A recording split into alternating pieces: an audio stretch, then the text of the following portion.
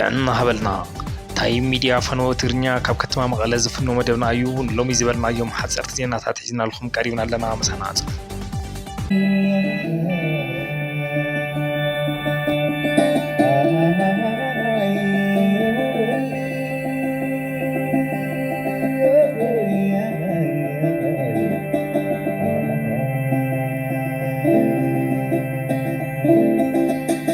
አሚኮ ንዘቕረቦ ሓላፍነት ዝጎደሎ መደብ ክእርሞ ቢሮ ጉዳያት ኮሙኒኬሽን ትግራይ አጠንቂቁ። እዚ ዝተገለጸ ቢሮ ጉዳያት ኮሙኒኬሽን ትግራይ ሕገ መንግስትን ውዕሊ ፕሪቶሪያን ዘጥሱ ተግባራት ጠጠው ይበሉ ብዝብል ርእሲ ኣብ ዘውፅኦ ሰሙናዊ መልእኽቲ እዩ። ኣምሓራ ክልልን ኣምሓራ ሚድያ ኮርፖሬሽንን ዝተፈላለየ ሽማሽም እናሃቡ ምዕራብ ትግራይ ከም ዝፅውዕዎ ዘዘኻኸረ እቲ ቤት ጽሕፈት ናይዚ መቐፅልታ ድማ ኣሚኮ መስከረም 29 ብቴሌቪዥን መስኮት ኣቢሉ ኣብ ዘሕለፎ መደብ ኣካል ግዝኣት ትግራይ ዝኾነ ምዕራብ ትግራይ ኣካል ክልል ኣምሓራ ከም ዝኾነ ገይሮም የወልቃይት ጠገድ ሰውቲት ሁመራ ዞን ኢሎም ብምፅዋዕ ኣብ ምምላስ ተመዛበልቲ ዝተዛብዐ መልእኽቲ ምቕራፅን ሕዚ እውን ከም ዝቐፀልሉ ኣብሪሁ ብፍላይ እቲ ዘገባ ሓደገኛ ናብ ልዕሊ ብግፍዒ ካብ መረበቶም ዝተመዛበሉን ዝተሰደዱን ነበርቲ ምዕራብ ትግራይ ሕጫጭ እዩ ዝበለ እቲ መግለፂ እቲ ጨፍጫፍ ዝመርሑ ኣካላት ህልውኑ ከጥፉ ጨፍጭፎም ሰባረርዎ ንኣተመለስ እሞ ሓላፍነት ንሕና ንወስደልካ ኢሎም መቕረቦም እዩ ክብል ዋይሱ ቢሮ ጉዳያት ኮሙኒኬሽን ትግራይ ኣብቲ ዘውፅኦ መግለፂ ምምላስ ተመዛበልቲ ንፁርን ዘይሻምን እዩ ንሱ ድማ ውዕሊ ፕሪቶሪያን ተሸራረፍ ከም ፍጻሚ እዩ ዝበለ እንትኾነ ነዚ ድማ ተዋዓልትን ነዋዓልትን ውዕሊ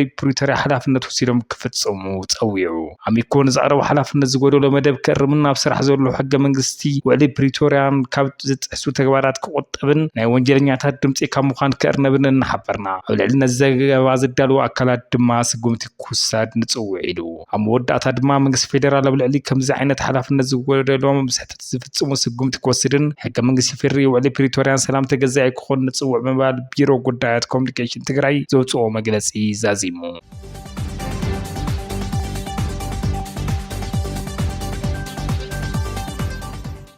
ኤርትራን ህዝባዊ ወያነ ሓርነት ትግራይን ኩናት ንምእዋጅ ብሓባር ይሰርሑ ኣለዉ ዝብል ካብ ወገን ኢትዮጵያ ዝቐረበ ክሲ ነፂጎም ሚኒስተር ጉዳያት ወፃኢ ኢትዮጵያ መንግስቲ ኤርትራን ህወሓትን አንጻር ኢትዮጵያ ውግእ ተዋፊሮም ኣለዉ ክብል ናብ ሓቡራት ሃገራት ኣብ ጻሕፉ ደብዳቤ መኽሳሱ ይዝከር ሚኒስተር ጉዳያት ወፃኢ ጌዲዮን ዲሜጥሮስ ናብ ዋና ጸሓፊ ሕቡራት ሃገራት አንቶኒዮ ጉተሬዝ ጻሕፉ ደብዳቤ ኣብ መንጎ መንግስቲ ኤርትራን ውድብ ህወሓትን ናይ ሓባር ምሕዝነት ውግእ ከም ዝመስረቱ ኸሲሱ ሚኒስተር ዘቕረቦ ክሲ ዕጡቃት ፋኖ ኣብ ቀረባ እዋን ንርእሰ ከተማ ሰሜን ወሎ ወልዲያን ምቁፅጻር ዝገበርዎ ፈተነ መንግስቲ ኤርትራን ህወሓትን ኢድ ከም ዝነበሮም ውን ዘመላኽት እዩ ነዚ ስዒቡ ህወሓት ናብ ሓቡራት ሃገራት ኣብ ዝለኣኾ ደብዳቤ ሚኒስተር ጉዳያት ወፃኢ ኢትዮጵያ ኣብ ልዕሊ ህወሓት ንህዝቢ ትግራይ ናይ ሓሶት ፖለቲካዊ ዝንባለ ዘለዎ ክስታት ከም ዝቐረበ ጠቒሱ ህወሓት ኣብ መግለፂኡ ከምዚ ዝኣምሰለ ናይ ሓሶት ክስታት መንግስቲ ፌደራል ኣብ ተደጋጋሚ ዝጥሕሶ ዘሎ ስምምዕ ፕሪቶሪያ ትኹረት ከይወሃቦ ዘዘናግዕ እዩ ዝበለ ኣብቲ ገረብ መልሲ ናይ ሓሶት ክስታት ብምቕራብ ቃልቦ ማሕበረሰብ ዓለም ንምስሓብ ይፀረ ኣሎ ክብል ወቂሱ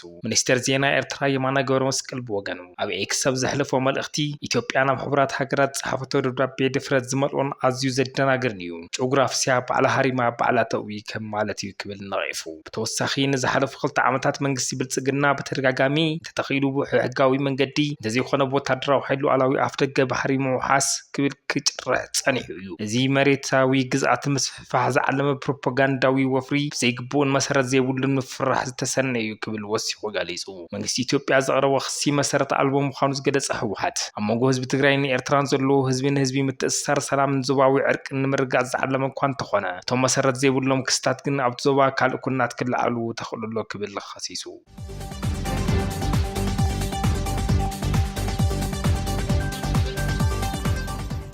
بخالي زينا ሓይልታት ምክልኻል ኢትዮጵያን ኣጥቋት ፋኖን ኣብ ኣምሓራ ዝካየድ ዘሎ ኩናት ከም ዝተዓወቱ ዝገልጽ ንሕድሕዱ ዝጋጭ ዜና ኣውፅኦም ኣለዉ ክልቲኦም ወገናት ኣብ ዞባ ሓያል ወታደራዊ ህላወ ከም ዘለዎም ይገልጹ ወሃብ ቃል ምብራቃዊ ኣምሓራ ፋኖ መሐመድ ሞጎስ ሓይልታቶም ኣብቲ ኣብ ምብራቃዊ ዞባ ኣምሓራ ምስ ዝርከብ ሰራዊት መንግስቲ ኣብ ዝግበር ውግእ ዓብይ ዓወት ከም ዝረኸቡን ኣብቲ ኩናት ልዕሊ 80 እንትሞቱ 45 ድማ ቆሲሎም ክብል ገሊጹ ወሲኹ ድማ ሰራዊት መንግስቲ ብምኽንያት ቶክሲ ሞርታርን ዲሽቃን ክበታትን ከም ዝተገደደ ይገልጽ በአንጻሩ ግን ላዕለዋይ አዛዚ ሰሜናዊ ምዕራብ ሓይልታት ምክልኻል ኢትዮጵያ ሌተናንት ጀነራል ብርሃኑ በከሌ ኣብ ዝሃቦ መግለጺ እቲ ሰራዊት ኣብ ከባቢ ኣብ ዝካየድ ዘሎ ናይ ምጽራይ ስጉምቲ ዓብይ ዓወት ከም ዝተጎናጸፈ እዩ ዝዛረብ ተክራር ኩጅለ ካብ ህዝቢ ተነጺሉ እዩ ወዲ ታሪኻዊ ጸላቲ ፈሽሉ አንድ ሕቆ ተማኽረር ተሰይሩ እዩ ዝበለ እቲ ጀነራል ሓይልታት ምክልኻል ካብ ቅድመ ሕጂ ብዝያዳ ድሉ ምዃኑን ኣብቲ ዞባ ሰላም ንምርጋጽ ዘይነቃነቕ ስጉምቲ ምውሳድ ከም ዝቕጽልን ይገልጽ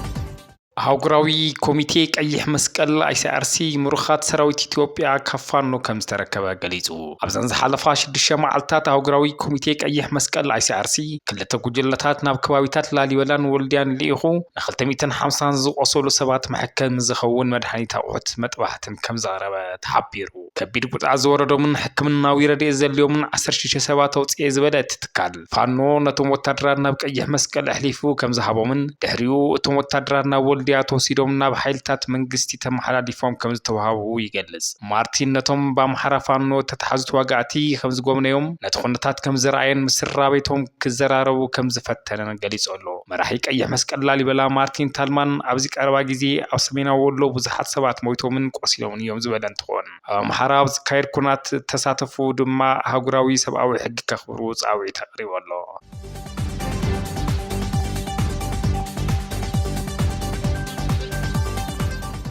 ድም ምግቢ ዓለም ኣብ ኢትዮጵያ ዝርከቡ ስደተኛታት ብጥሜት ክሰቃዩ ከም ዝኽእልዎ ኣጠንቂቁ። እቲ ውድብ ሕፅረት ገንዘብ ስለ ዝገጠሞ ንስደተኛታት ዝቦናይ ምግቢ ረድኤት ንምቕናስ ከም ተገደደ ኣፍሊጡ። በዚ መሰረት ድማ ናይ ጥቅምቲ ፕሮግራም 60 ኢታወት ናይቲ ኣብ 27 ማዕስከራት መዕቆቢ ስደተኛታት ንዝርከቡ 760,000 ስደተኛታት ዝህቦም ዝነበረ 60 ሚእታዊ ናይ ምግቢ ረድኤት ክንኪ ከም ተገደደ ኣፍሊጡ። እዚ ማለት ነፍሲ ወከፍ ስደተኛ ኣብ መዓልቲ ትሕቲ 1,000 ካሎሪ ጥራይ ዝረክብ ማለት እዩ። ገንዘብ እንተዘይረኺብና እዚ ሕፅረት እዚ ምክፋል ምግቢ ሙሉእ ደው ከም ነብሎ ህይወቶም ሕጂ ኣብ ኢድና ዘሎ ሰባት ድማ ኣብ ሓደጋ ክኣትዉ እዮም ኢሉ። እዚ ኣብ መጻኢ ዘጋጥም ዘይኮነስ ሕጂ ዘጋጥም ዘሎ ዝበለ መግለጺ ነፍሲ ወከፍ ምቁራጽ ምግቢ ንቆልዑ ብጥሜት የቃልዖም ንኣዴታት ድማ ናብ ዝኸፈ ኩነታት የጥህሎም ኣሎ ኢሉ። ዳይሬክተር ተወካሊ ፕሮግራም ምግቢ ዓለም ኣብ ኢትዮጵያ ዝላታን ሚሊስክ ዘይካል ምርጫታት ኢና ንገብር ዘለና ክብል ተዛሪቡ። ውድብ ሕብራት ሃገራት ኣብ ዝቅጽል 6 ኣዋርሕ ሰብኣዊ ተልእኮኡ ንምቕጻል $230 ሚልዮን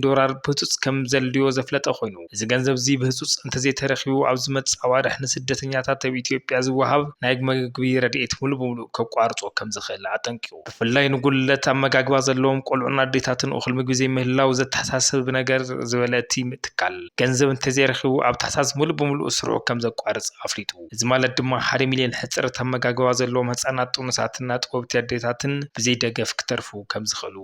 ኣጠንቂቁ።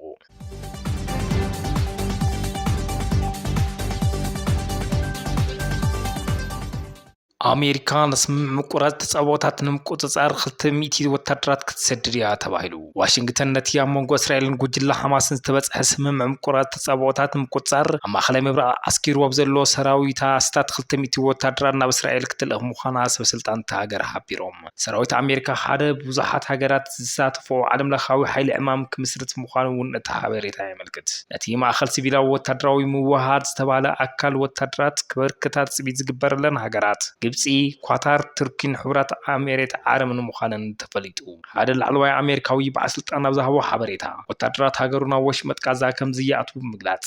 ግድኦም ነዚ ዝቀውም ዓለምለኻዊ ሓይሊ ዕማም ምውሃድ ጥራይ ከም ዝኾነ ኣሚቱ። ኣብ መንጎኝነት ኳታር፣ ግብፂ፣ ኣሜሪካን ቱርክን ዝተበጽሐ ስምምዕ ካቢኔ ሚኒስተራት እስራኤል ትማሊ ለይቲ ተቐባልነት ድሕሪ ምርካቡ ጸኒዑ ከም ዝርከብ ጸብጻባት ካብቲ ወሽመጥ ሓቢሮም። ሓይልታት እስራኤል ድሮን ኣብቲ ብመሰረት እቲ ስምምዕ ዝተመደበሎም ኣብ ውሽጢ ጋዛ ዝርከብ መስመራት ስሒቦም ኣለው። ስራቤት ግዳያት ጆሆ ዝተሓዙ እስራኤላውያንን ደገፍቶምን ከምኡውን ነቶም ብዙሕ ፀበባን ሕሰምን ዘሕልፉ ጸንሑ ሚልዮናት ፍልስጤማውያን ነቲ ስምምዕ ብዓብዪ ሓጎስ ተቐቢሎም ኣለው።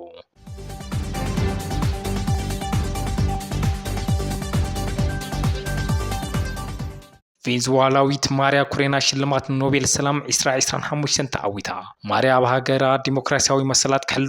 ፍትሕን ካብ መልካዊ ስርዓትን ናብ ዲሞክራሲያዊ ሰላማዊ ስግግር ክህሉን ብዝገበረቶ ልዑል ጻዕሪ ስራሕን ከም ዝተዓወተት ኮሚቴ ኖቤል ኣፍሊጡ። እቲ ኮሚቴ ማርያ ኩሬና ብላቲን ኣሜሪካ ፍልይቲ ኣብነት ሲቪላዊ ሓቦ እያ ኢሉ ወሲኹ ኣብ ኤክስ ኣብ ዝዘርግሖ ጽሑፍ። ማርያ ኩሬና ማቻዶ ንህዝቢ ቬንዙዌላ ዲሞክራሲያዊ መሰላቱን ብምድፋዕ ብዝገበረቶ ዘይሕልል ስራሕን ኣብ ምልኪ ናብ ዲሞክራሲ ፍትሕ ሰላማዊ ስግግር ንምዕዋት ብዝገበረቶ ቃልሲ ኖቤል ሰላም ከም ዝተሸለመት ሓቢሩ። ሽልማት ኖቤል ሰላም 2025 ንሓንቲ ኣብ ውሽጢ ማዕበል ጸልማት ሃልሃልታ ዲሞክራሲ ቅጽል እትገብር ጓል ኣንስተይቲ ከም ዝተዋሃበ እውን ገሊጹ። ብዝተተሓሓዘ ዜና ትራምፕ ንኮሚቴ ሽልማት ኖቤል ሰላም ንፖለቲካ ካብ ሰላም ቀዳምነት ከም ዝሃበ ኸሲስዎ ኣሎ። ስምምዕ ሰላም ንፍጣርን ውግኣት ደው ንምባልን ህይወት ንምድሓን ኣብ ሃገራዊ ደረጃ ምስራሕ ከም ዝቀጽል ኣብሪሁ ኣሎ። ወሃቢ ቃል ዋይት ሃውስ ስቲቨን ቼንግ ፕሬዚዳንት ትራምፕ ስምምዕነት ሰላም ክህልውን ህይወት ንምድሓን ክሰርሕ ክቅፅል ምዃኑ ገሊጹ ኣሎ። ናይ ኖርዌይ ሽልማት ኖቤል ሰላም 2025 ፕሬዚዳንት ኣሜሪካ ዶናልድ ትራምፕ ክምረጽ እዩ ዝብል ግምታት ግንባር ቀደም እዩ ነይሩ።